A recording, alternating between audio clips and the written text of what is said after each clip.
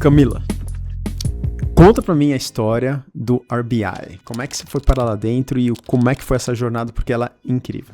Olha, bom, contei um pouco como que eu caí dentro de uma empresa que não estava planejado, mas tinha aquela curiosidade, etc. E um pouco da cultura de colocar pessoas, né, para fazer coisas que não necessariamente tinham experiência. Então, esse é o contexto de como eu entrei dentro da RBI. E eu não sabia nada. A única coisa que a RBI tinha me dito é que eu ia trabalhar em Miami, que é o headquarters, no time financeiro. Não sabia a marca, não sabia a função, não sabia nada. E eu ainda tinha ganhado a oferta com o time financeiro, porque a maioria recebe, tipo, o programa MBA Leadership e você não sabe exatamente o que você vai fazer. Eu acho que como eu era uma pessoa tão financeira, eles entenderam que se eles me botassem no time de finanças, ia dar ruim. Então eles me botaram no time de finanças. Bacana. Todo o meu voo, olhei tudo, eu morava em Boston, né? Empacotei minha casa inteira, enfiei a casa numa transportadora, ele guardou lá, armazenou pra mim, e eu tava arrumando um apartamento em Miami pra, mandar as coisas. Fechei um apartamento em Miami, lease de 12 meses, e tinha passagem comprada pra Miami, 2 semanas antes do meu voo, um cara da 3G me liga e fala: Então, Camila, tamo animada pra caramba, papapá, compramos uma empresa, acabamos de comprar uma empresa chamada Popeyes, eu não conhecia. Aí falou: Não, é gigante, papapá, cara, a gente precisa da sua ajuda. E começou a vender. E eu falando: Ih. Eu falando, mas já aceitei a oferta, eu já tô indo trabalhar nesse lugar, o que esse homem tá me vendendo tanto isso? Tô animada também! Aí ele falou, precisando da sua ajuda, você vai viver a cultura 3G na veia, ZBB, integração de empresa, o que é uma aquisição pra gente? E eu, legal, é em Atlanta. Aí o quê? Eu tô com voo pra Miami! Aí ele, não, cancela tudo e muda pra Atlanta. Aí eu, tá, mas por quanto tempo? Ah, no máximo um ano. Um ano? Ele falou um ano como se fosse assim, 2 semanas. Aí, eu nunca tinha ido pra Atlanta na minha vida e tal. Aí eu falei, eu vou falar o quê? Né? Bem estilo 3G. Eu falei, eu vou falar o quê? Aí eu falei, tá bom. E cancelei tudo. Eu falei, mas arrumei outro apartamento em Atlanta, mudei tudo pra Atlanta e fui. No que eu fui lá, eu vi o que é uma aquisição de empresa e aquisição de empresa não é fácil, o pós. Porque o meu cargo era dentro da área financeira e eu tinha que integrar a estrutura do Popeyes dentro da estrutura do RBI. Então eu olhava renegociação de contrato, eu olhava os contratos, qual contrato é melhor, a gente faz o quê, contabilidade. No final, a empresa de capital aberto, gente. Às vezes a contabilidade eu tava no Excel e eu falava, pelo amor de Deus, a contabilidade no Excel, a gente precisa voltar, a empresa auditada, porque eram sistemas diferentes, fazer o sistema bater, ZBB, né, Zero Based Budgeting. Então, estilo 3G, que nenhuma empresa faz. Eu nunca vi ninguém fazer budget igual o 3G faz. E é do zero mesmo. É uma planilha em branco todos os anos mesmo. E então, corte de custo, onde que tem mudanças de pessoas. Era um clima bem pesado, obviamente. Muitas pessoas foram cortadas, o que foi muito duro de ver. Teve bastante perda de conhecimento e teve realmente uma velocidade muito grande do plano de 100 dias de capturar sinergias mais rápido, que é a gente conseguir fazer com que o deal tenha valido a pena. Mas se eles olhavam pra você andando pelo corredor e falavam... Eles pararam de falar. E era uma loucura, porque eu não era hardcore 3G, RBI, eu tinha acabado de entrar, gente. Só que eu era vista como, né? Porque eu era a pessoa que veio de Miami, e eu não tinha nem pisado em Miami, pra aqui, terra arrasada, né? Pra integrar a gente e tal. Quem são esses malucos brasileiros? Papai, é uma empresa americana. E eu andava no andar e as pessoas paravam de falar. Porque é tipo. Tipo, ela é espiã, né? Não é da gente, eram nós e eles. Então foi duro esse processo de aprendi pra caramba, mas aprendi também que como comunicação é importante, pra não ter cultura do medo, pra o que vai acontecer, né? O primeiro layoff, o segundo layoff, como é que vai ser? É realmente pesado. Então, e aí eu lá naquela loucura de integrar a empresa, e eu nunca tinha trabalhado em empresa na vida. Então, eu tava ainda aprendendo o que era trabalhar numa empresa e tal. Meu chefe era o máximo, então dei muita sorte. É um ex-banker. Ele era do 3G. Ele trabalhou muito tempo na RBI, o tempo inteiro. Ele não era do 3G, né? Ele era RBI. Da RBI. Mas ele tinha sido contratado há muito tempo. Ele chegou até a morar no Brasil um tempo. E é um DNA bem financeiro, porque a 3G, para as empresas no início, 3G contratava banker em consultoria, né? Então, tinha muito ex-banker, muito ex-consultor lá dentro. E ele era o máximo, e o que eu adorei, eu sou amiga dele até hoje, e o que eu adorei foi que ele me tratou como sócia.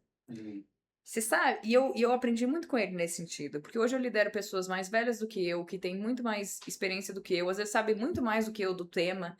Então, como é que você motiva uma pessoa que às vezes sabe mais do que você tecnicamente ou etc?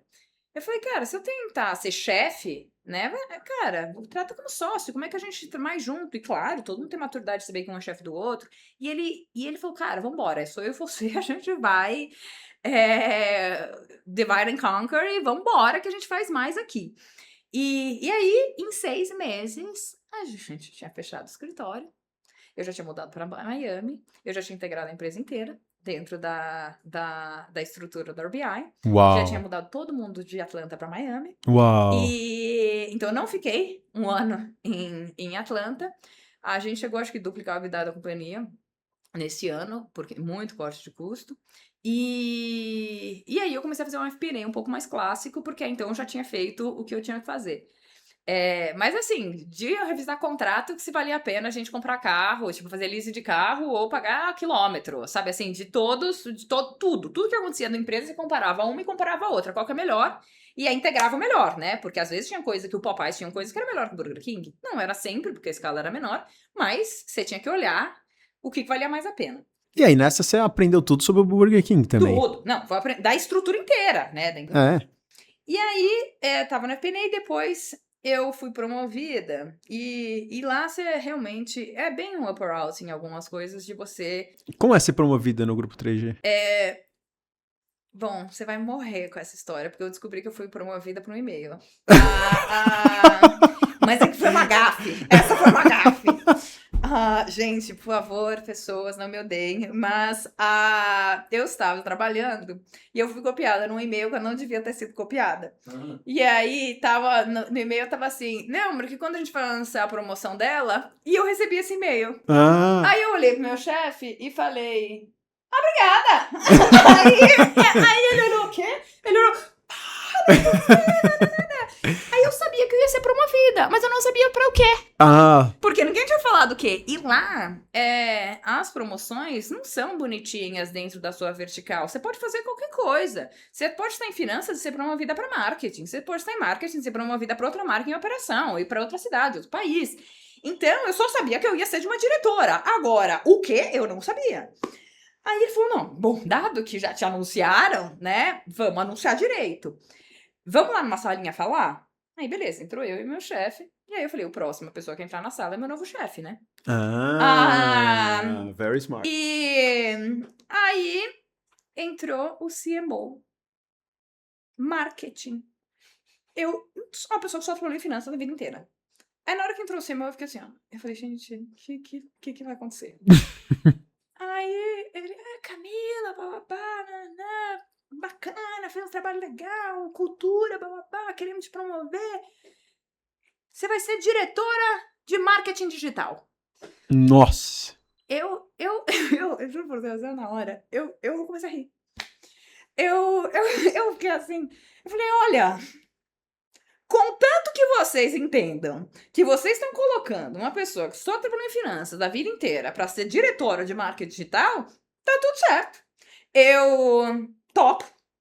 Eu me comprometo a ralar pra caramba pra aprender tudo disso, né? Então vocês vão ter que ter uma paciência aí comigo pra eu aprender desse mundo, mas eu te dou o meu compromisso que eu vou ralar pra caramba e a gente vai fazer um bom trabalho.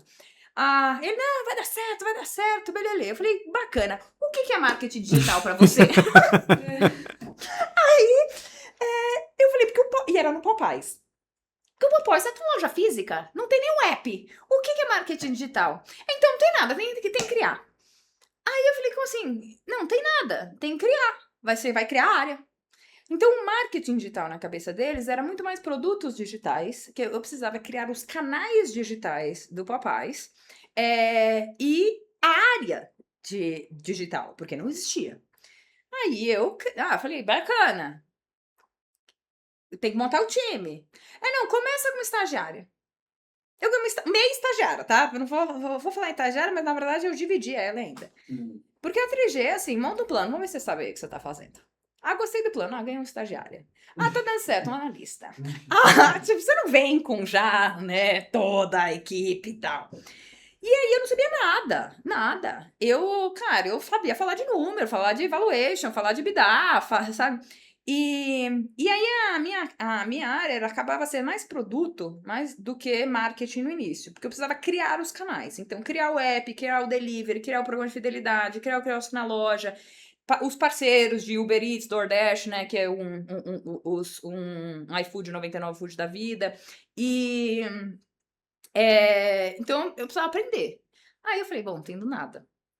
O bom é que dava pra aprender com o BK, porque o BK já tinha, então eu conseguia copiar tudo que tava dando certo e não fazer tudo que tava dando errado. Então, o bom de começar do zero, quando você tá atrasada, é que você aprende com os outros. E eu não sabia nem o que eu não sabia, né? Então, eu falei, tá, eu preciso fazer um programa de CRM. Eu mal e mal sabia o que era CRM, né? Aí eu falei, então tá. O bom de você ser uma empresa multinacional é que todo mundo quer vender um serviço pra você. Então eu falei, vou chamar todos os vendors de loyalty, de CRM, de delivery, para me apresentar o que eles podem fazer por mim. Aí você aprendeu com ele? E aí eu ia aprendendo com eles. E eu falava, mostra case de mercado, mostra tendências, mostra o que a gente tem que olhar. E eu ia sabatinando eles de pergunta, sabatinando. Pegava o documento, pegava sei lá o quê, sabatinando. E eu ia entendendo, opa, entendi. E eu lembro historicamente, teve uma reunião, tenho até vergonha de falar isso, gente. Eu trabalho em empresas de tecnologia, tá? Mas, já evoluí. Eu estava numa reunião, e a minha primeira reunião, alguém falou assim, não, mas como é que vai ser a UI UX do negócio? Eu sabia nem o que era UI UX. Aí, eu tive que decidir como é que era ser a UI UX do negócio, eu não sabia nem o que era, como é que eu ia decidir. Calma, explica pra eles o que é UI UX. Vou explicar, porque eu vou explicar como eu descobri. Aí eu rapidamente aqui dei um Google no meio da reunião. UI UX, o que rapaz é isso? Aí eu olhei. Tá, é a porra das telinhas. Aí eu falava, é a jornada do cliente, de como que é a experiência, né, das telas, dos cliques, da jornada, como é que vai ser. Aí eu, tá, beleza, o design. Eu falei, ok, entendi. Era só um nome difícil pra isso? Beleza. E aí eu fui aprendendo, fazendo pergunta. Porque eu sabia que durante uns 6 meses eu ia ter um período de carência, né. A RBI tem o conceito do deep, que como eles gostam de promover pessoas antes delas estarem prontas e tirar você da zona de conforto, ela sabe que você tá high performance, um key talent, aí você tá subindo. Aí ela te promove, aí você se afunda, porque você não tá pronto porque ela acabou de te promover. Aí você se afunda. E aí eles falam que você entrou no deep. E aí você tem 6 meses pra sair dele. Então eu sabia que eu tinha uns 6 meses de carência, que eu podia fazer essas perguntas do que é UI UX, que depois ia acabar. Então eu chamei todo mundo, fazia pergunta, conheci todo mundo, fui pegar, tá, entendi. Aí montamos a área, fomos fazendo, então minha pegada era muito mais produto no início, então desenvolvemos tudo. Lançamos o app, lançamos o delivery, lançamos o CRM, lançamos o quiosque na loja, lançamos tudo. E aí depois entrou o mundo realmente de marketing, que era eu pensar em campanha, pensar em compra de mídia, como que a gente vai tracionar os canais que a gente criou para trazer volume. E aí eu tive que aprender de novo outras coisas, do que é, né, comprar mídia, como é que funciona, e com campanha de marketing, branding, para uma pessoa financeira. E eu falava, qual o payback? E ele, não, branding, calma, não é assim que avalia. E aí eu fui aprendendo. E aí foi legal pra caramba, porque a gente, modéstia à parte, batemos o Burger King em percentual de vendas digitais. E sim, as marcas todas se competiam lá dentro. Uau! Imagina, a gente adorava competir. O time do Papai, o time BK, o time Tim Hortons, quem batia mais meta, mais OKR, nananã. E aí, quando eu brinco que tinha uma câmera, que quando finalmente eu parava de dar Google e eu sabia o que eu estava fazendo e as coisas estavam certas, eu entrava numa zona de conforto maior, eles te promoviam. E aí, eu fui promovida para ser Senior Director, e dentro do mundo de Senior Director eu era General Manager. E era uma carreira muito legal, né? Porque os presidentes da marca todos tinham sido GMs, então era legal. E aí eu fui ser GM do Burger King e eu tocava a operação do oeste dos Estados Unidos. Então, minha região era de Miami, Alasca, e tinha 1.200 restaurantes. Na época, acho que eram uns 2,5 bi de dólar de P&L. E é vida real, operação, tudo. Então, era a primeira vez que eu era uma mini presidente de uma área, né? Que eu tinha que olhar tudo, desde receita, operação, funcionários, etc. Tudo franqueado. Então, aprendi o mundo de franquias também.